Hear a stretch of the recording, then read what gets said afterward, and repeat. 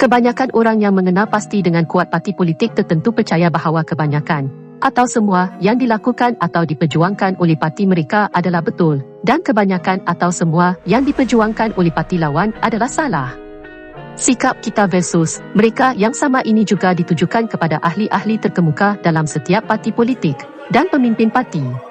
Penyokong Republikan percaya bahawa Parti Demokrat dan kepimpinan adalah bodoh, tidak cekap dan kadangkala penjenayah, sambil percaya bahawa ahli Parti Republikan adalah orang suci dan memikirkan kepentingan terbaik rakyat.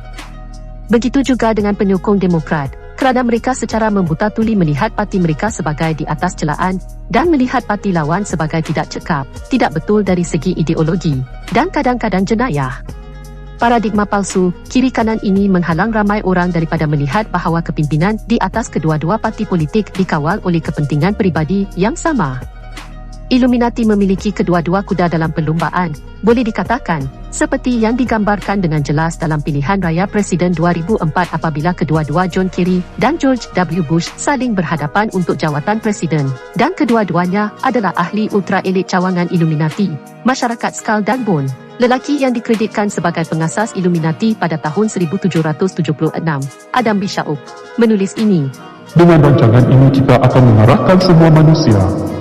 Dengan cara ini dan dengan cara yang paling mudah, kita akan bergerak dan menyala. Pekerjaan itu mesti diperuntukkan dan direka-reka supaya kita boleh, secara rahsia, mempengaruhi semua transaksi politik. Ini tidak boleh dilakukan dengan cara lain kecuali dengan persatuan rahsia yang secara beransur-ansur dan dalam diam memiliki diri mereka dalam kerajaan negeri dan menggunakan cara itu untuk tujuan ini. Perintah itu akan demi kepentingannya sendiri dan oleh itu pastinya meletakkan setiap orang dalam situasi di mana dia boleh menjadi yang paling berkesan. Murid-murid yakin bahawa perintah akan memerintah dunia. Oleh itu, setiap ahli menjadi pemerintah. Oleh itu, saya akan mendesak penanaman sains, terutamanya sains yang mungkin mempunyai pengaruh terhadap penerimaan kita di dunia dan boleh berfungsi untuk menghilangkan halangan dari jalan. Hanya mereka yang pastinya adalah subjek yang sesuai akan dipilih daripada kalangan kelas yang lebih rendah untuk misteri yang lebih tinggi. Dan khususnya, setiap orang hendaklah dijadikan penguntut terhadap orang lain dan di sekelilingnya. Tiada apa yang boleh lari dari pandangan kita. Dengan cara ini kita akan dengan senang hati menemui siapa yang berpuas hati dan menerima dengan senang hati doktrin negara dan pendapat agama yang tersendiri yang dibentangkan di hadapan mereka. Dan akhirnya, orang yang boleh dipercayai sahaja akan diterima menyertai keseluruhan maksim dan perlembagaan politik perintah itu. Dalam sebuah majlis yang terdiri daripada ahli-ahli sebegitu, kita akan bekerja dengan menggunakan cara-cara untuk menghalau musuh akal dan kemanusiaan secara berperingkat-peringkat keluar dari dunia dan untuk menumbuhkan moral dan agama yang tersendiri yang sesuai untuk masyarakat besar umat manusia. Republikan peringkat tinggi dan Presiden Republikan adalah kaki kanan Illuminati dan Demokrat adalah kaki kiri. Satu kaki melangkah ke hadapan, kemudian yang lain, dan proses itu diulangi apabila kedua-dua kaki bekerjasama untuk menggerakkan Illuminati ke hadapan untuk mencapai matlamat mereka yang mana kedua-dua ahli politik konservatif dan liberal secara rahsia membantu.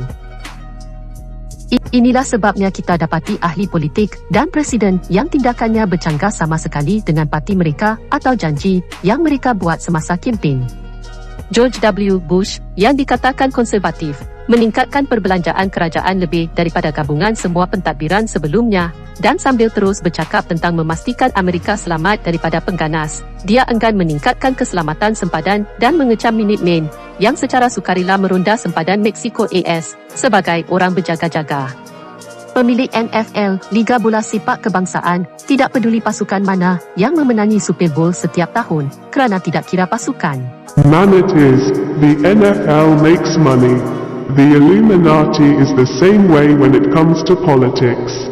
The President of the United States is like a manager at a fast food restaurant. He seems to be the one in charge and the one who takes the brunt of customer complaints, but he is merely working for someone who the customers will never see or never hear about. The fast food manager is working for the franchise owner, just as the President of the United States is simply a spokesman who is carrying out the orders and agenda of his boss, which remains unseen by the public. This boss is, of course, the Illuminati.